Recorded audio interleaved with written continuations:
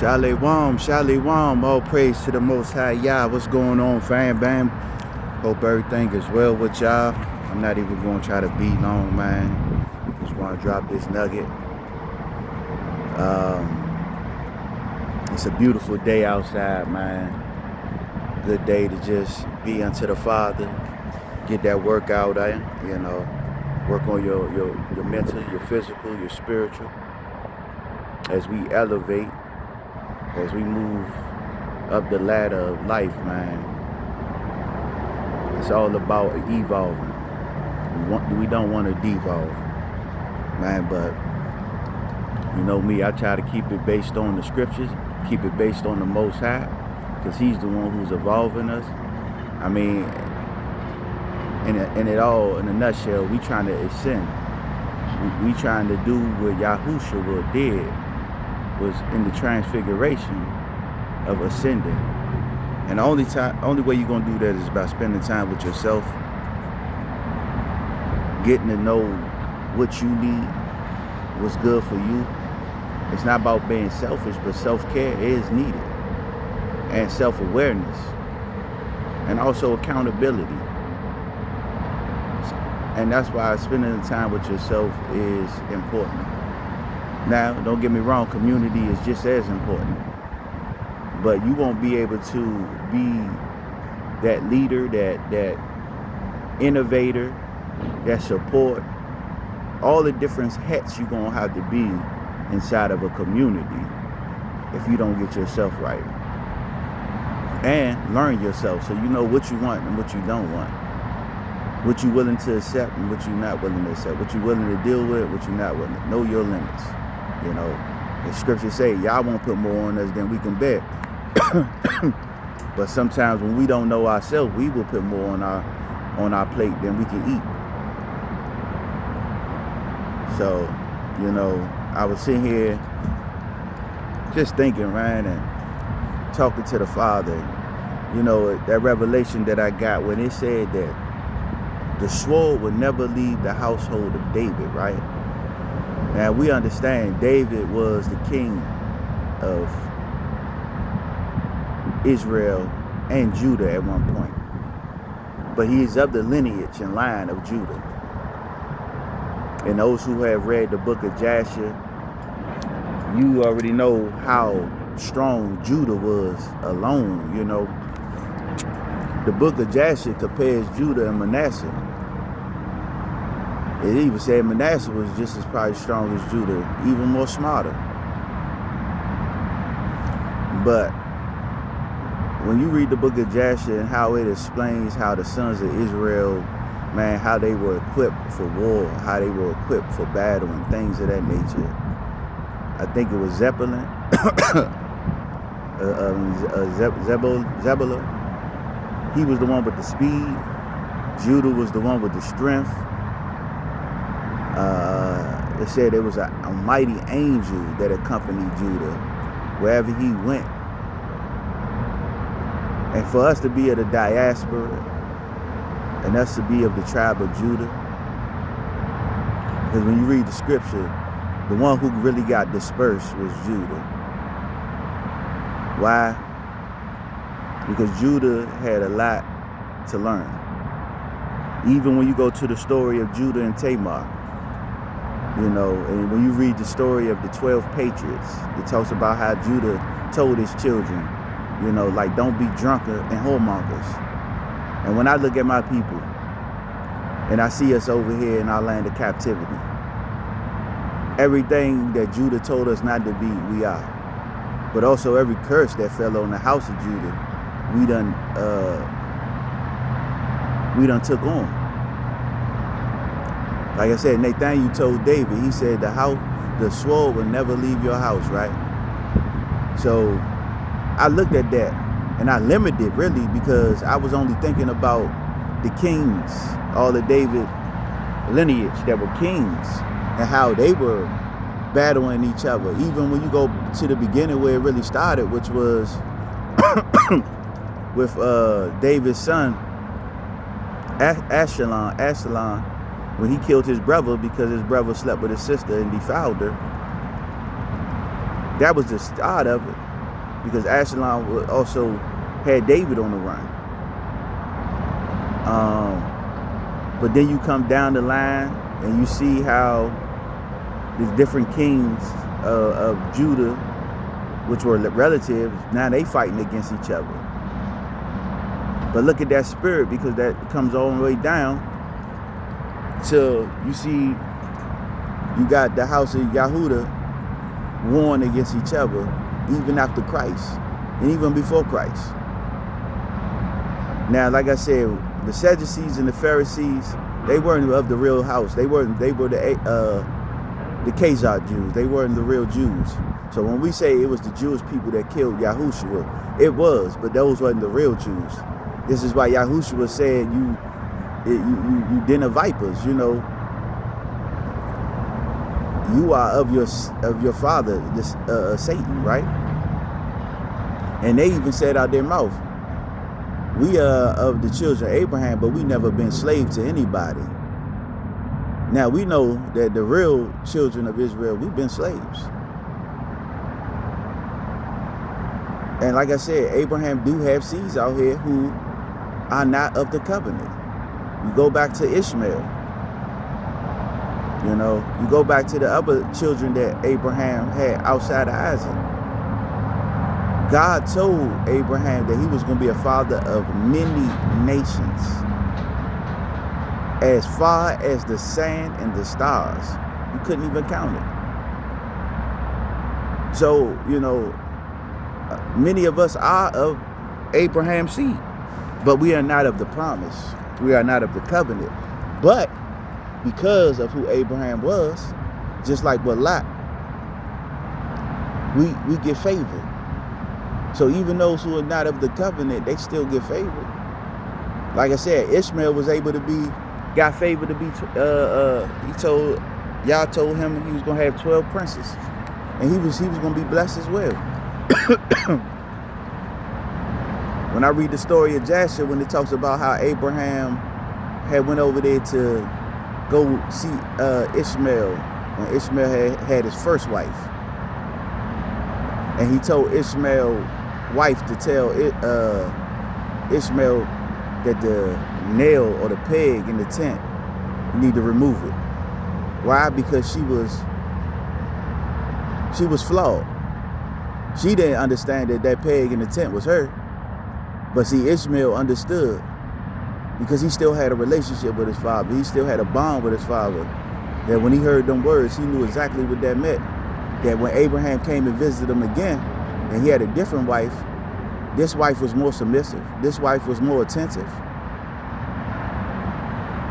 And this is why I say it's important as us being forefathers.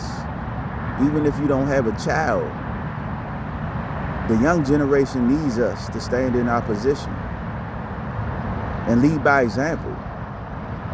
Even if they don't want to hear us right now. Even if they can't perceive us right now. You let them live until they ready. But we don't act foolish because they foolish. You know, had a moment the other day, man, with my son. I ain't gonna lie, the old me wanted to come out. I'm ready to put pause in that boy, but Lord is working with me. And it's a lot of things that I see and I observe, because that's what the Father Yah has given me, that capability to analyze and observe things. And sometimes you got to give yourself time to let things come together. Let it acclimate. Don't respond right then and there when situations arise, right? Because when you do, you're going to respond from a place of the flesh. And that ain't going to do nothing but escalate a situation. The Lord says, let patience have a perfect work for a reason. Because sometimes you have to allow things to develop so you could be able to address it accordingly. See, when I look at Adam and Eve in the garden, They didn't allow themselves to develop in Yah. And because of their premature decision to be disobedient, it cost them. Same thing with Abraham. Because of him and Sarah, and like I said, Abraham no different than Adam, if you think about it. Because Yah already had told Abraham, I'm going to make you a father of many nations. I'm going to give you a seed. But Abraham, just like Adam, hearkened unto his wife. And because his wife told him to go ahead and sleep with the handmaid, just like Eve told Adam to go ahead and eat the fruit, making premature decisions can cause us. It might not destroy us, but it can cause us setbacks. It can cause us delays. Or we can make a problem within ourselves in our life that didn't have to be there in the first place. Like I said, we reap what we sow. So some of the seeds we've done sown in our lives are the things that we're reaping.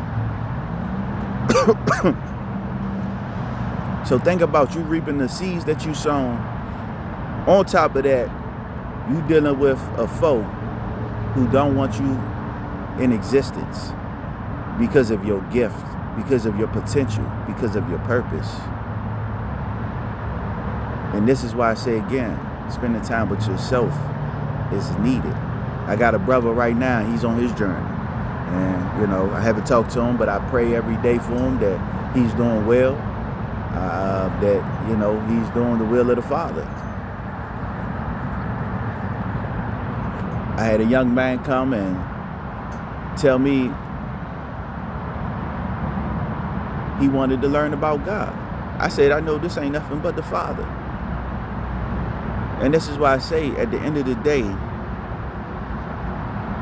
we don't have to go pursuing after things when Yah is going to develop the situation for us. He gonna make the scenario, he gonna make everything fall in line the way that it is supposed to. But when we trying to help God and we try to do things prematurely, all we doing is getting in his way and making things more complicated than it has to be. So just getting back on what I was talking about, like I said, about the sword leaving the house of Judah. Because we are of the tribe of Judah, right? You know, and as I look at it, over here in our land of captivity, we was raised in projects, we was raised in boroughs, wards. And if anybody knows, we was raised in ghettos and hoods, right? Which ghettos really developed over there when we were in Portuguese. When the Yahudim or the tribe of Judah was over there in Portuguese. I mean, we done been all over, you know, like I said, we could track us back to Negro land. I believe that's west coast of Africa.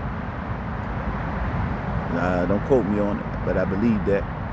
And that's why we were sold into slavery at the Atlantic slave trade. Why? Because we were not accustomed to the things in Africa or of that region that wasn't our home.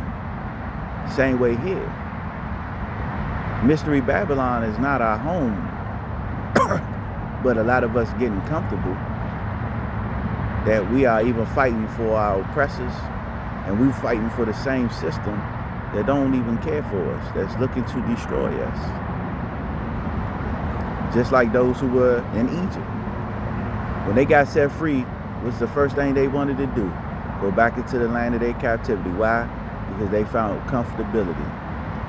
The devices of the enemy is what kept them wanting to be in the land of their captivity. No different than today. It's just modern. We got more gadgets and gadgets, more things that distract us. But I say that to say, man, the sword still hasn't left the house of Judah. Why? Because think about when we in projects and ghettos and hoods, we beefing with each other.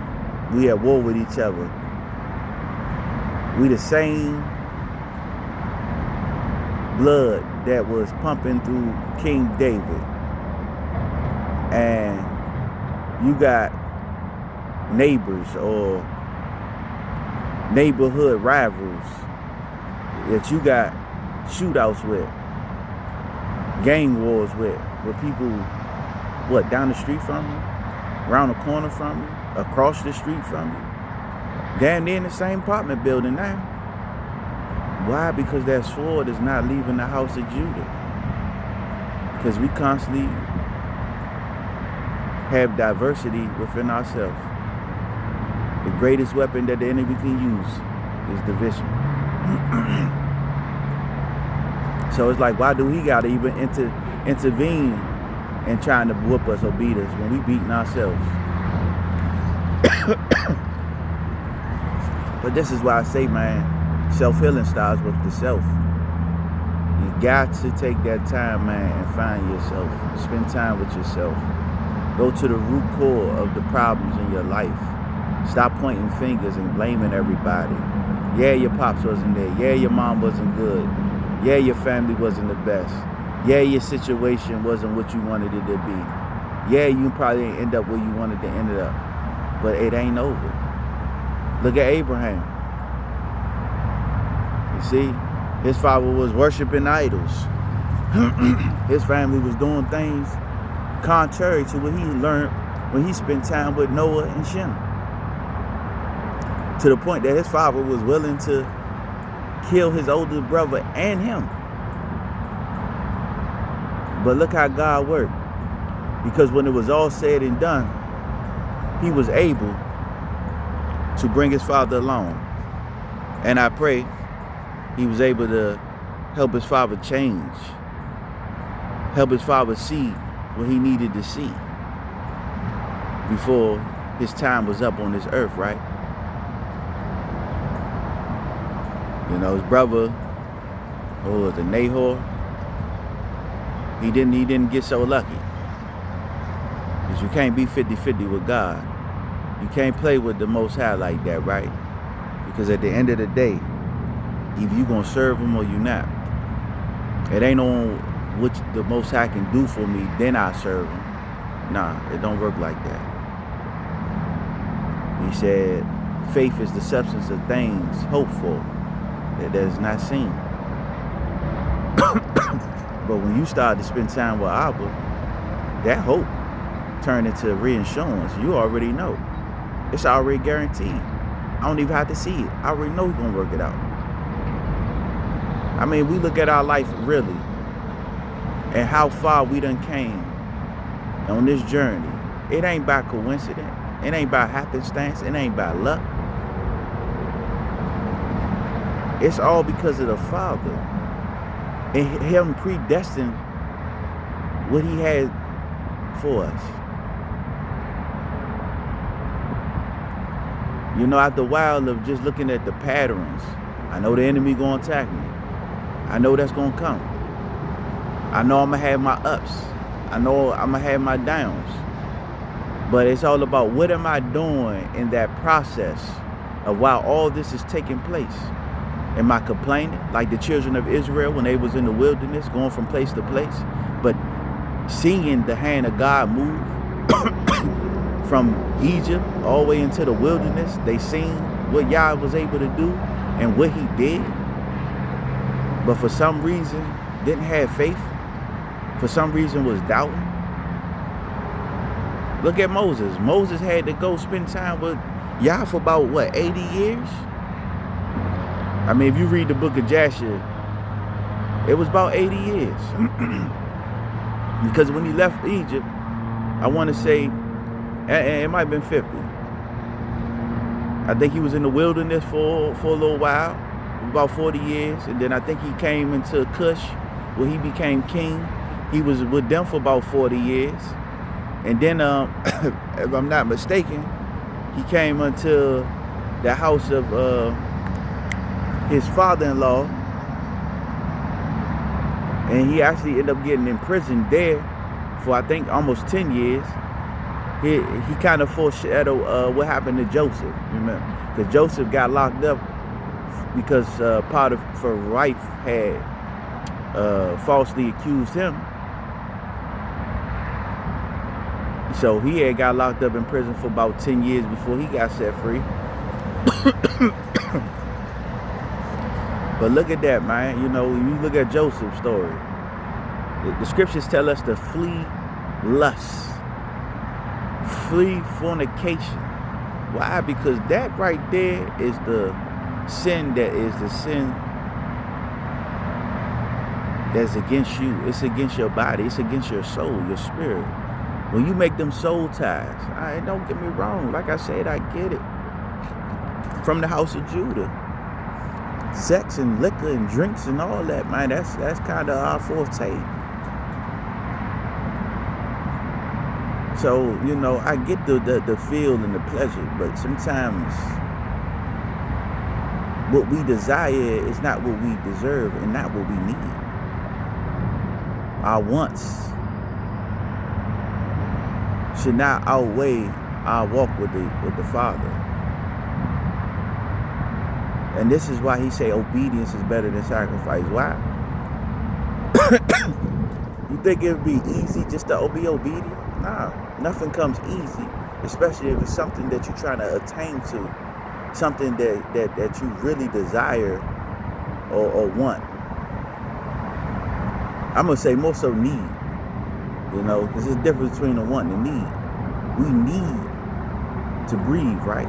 We need the breath of life in us, right? Because if we don't have these things, then we can't function. We can't live.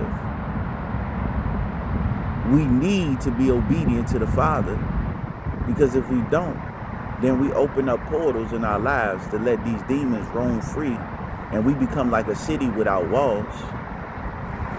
And now these attacks that we're going through, that we are engaging in, we bring them on ourselves. And that's how the enemy works. He make us destroy us. He's sitting back laughing, chuckling, because he's like, I ain't even got to lift a finger for real. When he was attacking Job, he used Job's wife. He used the loss of Job's children. He used Job's atmosphere against him. But what God say, you can do all you can do to him, but you can't take his life.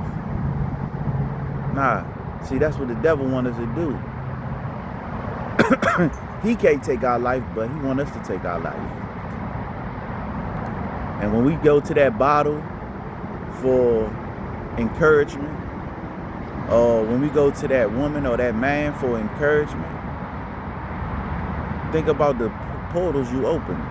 But you got soul ties, you got spiritual STDs, as well as physical STDs. And then you don't want to catch AIDS or catch HIV. But you know, that's the crazy part. We know these risk factors and all these things that we do, but we don't even think about it. We just do them. Why? Because that strong delusion is so strong. Like I say, I'm the first to admit, so many times I put myself in unnecessary situations. Why? Because my desire, my lust, and my pride. Feeling like I got something to prove, or feeling like the only way I'm going to feel like I am more than is by accomplishing what I set out to do. And the scriptures say it's a way that seems right to a man that's going to lead to his destruction. Why? Because the things that I was doing in this world, it seemed right to me. I feel like I was accomplishing things, man, when I'm lining up chicks for the week, knocking them down, or I'm making that play. I'm out here so-called maneuvering and making moves.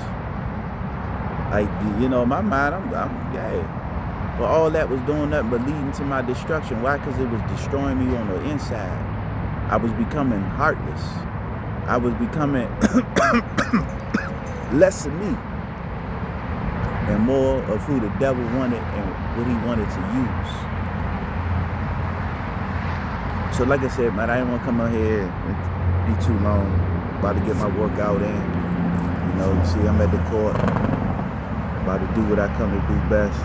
Man, like I said again, we have to put this flesh under submission. Why? Because if we don't, it's going to keep rising up.